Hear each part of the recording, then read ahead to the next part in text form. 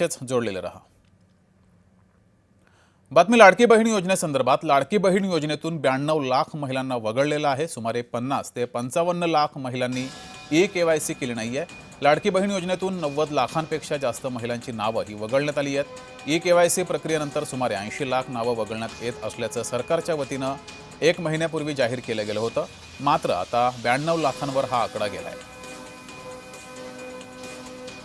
अधिक माहिती घेऊया, आपले प्रतिनिधी महेंद्र जोईल आपल्यासोबत जोडलेले आहेत। महेंद्र, लाडकी बहीण योजनेतून अनेक महिलांना वगळलेलं आहे। जवळपास 92 लाखांवर हा आकडा गेलेला आहे। यावर विरोधकांनी टीका केलेली आहे। विरोधकांनी हे केवळ निवडणुकीपुरता आणलेली योजना होती असं म्हणत टीका केली आहे। सत्ताधाऱ्यांनी त्यावर काही उत्तर दिलंय?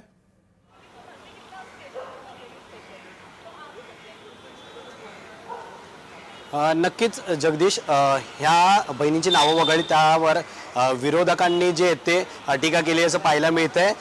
ज्या बहिणींचं नाव वगळण्यात गेलंय, तुमचा खरा भाऊ कोण, अशा प्रकारचं इथे ठाकरेंचे खासदार अरविंद सावंत यांनीही हे मत व्यक्त केलं आहे। मात्र ही नेमकी नावं का वगळण्यात आली आहेत, तर जी केवायसी करायला सांगितली होती ती केवायसी महिलांनी केली नाही। त्यामुळे 55 ते 50 लाख आहे अशा महिला ज्यांनी केवायसी केली नाही, त्यामुळे ही नावं वगळण्यात आली आहेत। आणि एकंदरीत 80 लाख महिला ह्या 1 महिन्यापूर्वी बराची ही आकडेवारी होती। मात्र ई-केवायसी झाली नाहीये, त्यामुळे आता ही ताजी आकडी आहे, त्यानुसार 92 लाख महिला त्यांची नावं जे ती यातून वगळण्यात आलेली आहेत। जगदीश, ठीक आहे महेंद्र, तुम्ही असेच जोडलेले रहा।